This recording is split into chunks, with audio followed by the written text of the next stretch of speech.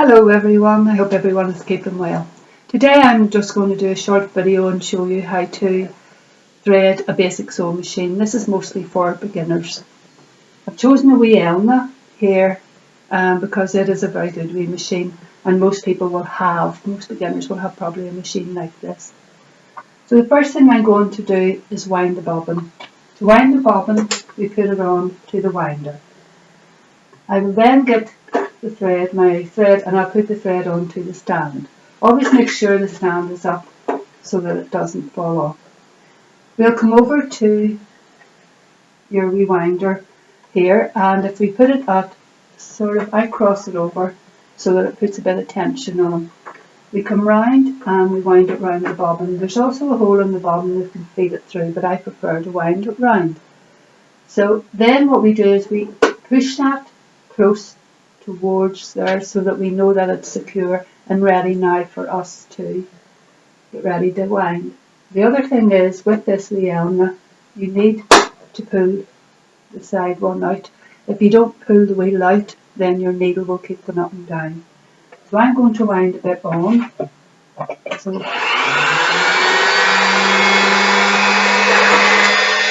I always put my hand up here to hold that on a little bit, because if sometimes it might fly off, I'll put my finger up there to hold it on.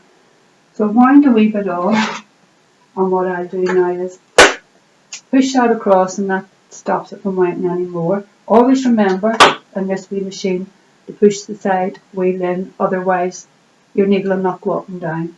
So I'm going to cut the thread and take the bobbin off. Now when we're threading, there is actually directional arrows here. There's a 1, there's a 2, there's a 3, and there's a 4. So we're going to go round the 1, down, round, and always make sure the iron needle is up so that you can hook it well into there. Okay, and I always check and make sure it's hooked into there, otherwise it'll bunch up when you're sewing. If we take it down and put it round, this is number 4.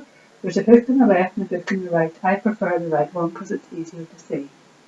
When I'm threading the needle, sometimes you get a wee bit of fluff in the end and it won't go through the iron needle, so I cut it at a wee angle.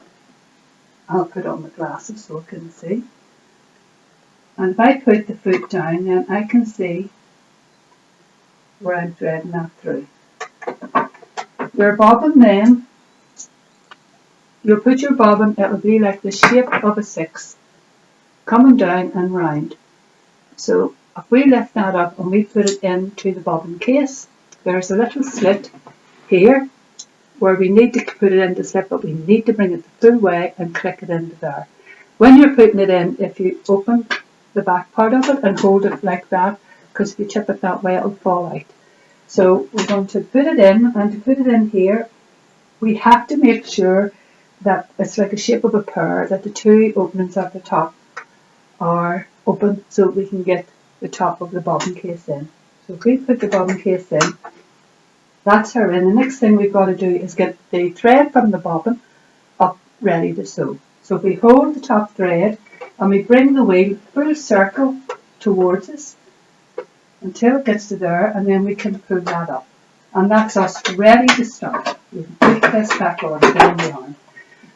So when you're going to machine, I recommend that you keep your heel on the floor and keep the base of your foot to control the pedal. If you put your foot on, then you've no control over the pedal. So the other thing is too, while you're practicing, when you get a bit of material, if you fold it over, put it underneath, hold the 2, put the foot, always remember to put the foot lever down, hold the back before you go, so that means it will not bunch up underneath. So I can do that. Also remember that there's teeth in there that feeds the material through, so you don't have to pull it like that. Just let it guide it like that. So that's how we thread a machine. For the beginners, make yourself a sheet like this and practice on it. It's perfect for learning you how to do stopping and starting, straight lines and squiggly lines. So I hope that was helpful for you today, and what I'll do is the next one I will show you how to thread a computerized sewing machine, because some of the beginners might have bought a computerized one, which is a top loader. This one was an underloader. Thank you so much. See you again soon. Goodbye.